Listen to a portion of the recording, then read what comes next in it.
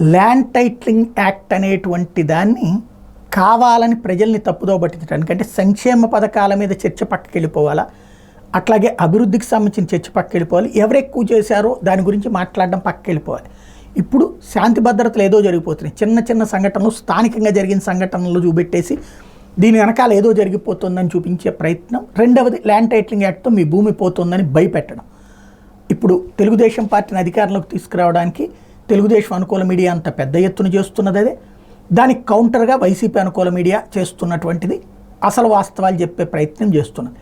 ఈ సందర్భంలో గతంలో అన్నదాత ప్రోగ్రాంలో తామే ఈనాడే ఈటీవీనే పెట్టింది ల్యాండ్ టైటిలింగ్ యాక్ట్ ఎంత మంచిది, అందరూ రిజిస్టర్ చేయించుకున్నారు. ఇప్పటికి పైలట్ ప్రాజెక్ట్ కొన్ని ప్రాంతాల్లో ఆరంభమైందనమాట.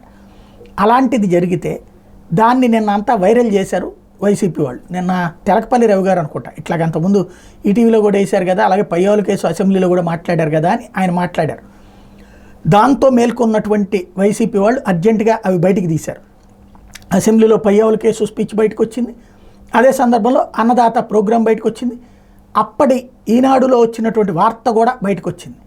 ఇప్పుడు అవన్నిటినీ డిలీట్ చేసి పడేశారు నెట్ నుంచి.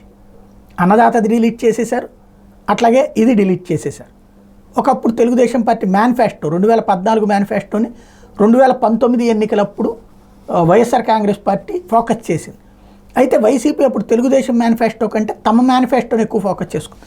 2019 తర్వాత సంపూర్ణ మద్య నిషేధం చేయలేదు, లేకపోతే కనుక జాబ్ క్యాలెండర్ ఇవ్వలేదు అని వీళ్ళని విమర్శిస్తున్నటువంటి నేపథ్యంలో మాది 99% అని చెప్తున్నాం, కానీ మీరైతే ఒక్కటి కూడా చేయలేదంటూ అప్పటి మేనిఫెస్టోని రోజు జగన్ చేత్తో పట్టుకుని చూపెడుతున్నాడు. అసలు ఆ మేనిఫెస్టో తెలుగుదేశంకి సంబంధించి ఉండాలి కదా, వాళ్ళ వెబ్సైట్లో దశాబ్దాల తరబడి ఉన్నాయి, అదొక్కటే తీసివేయబడింది.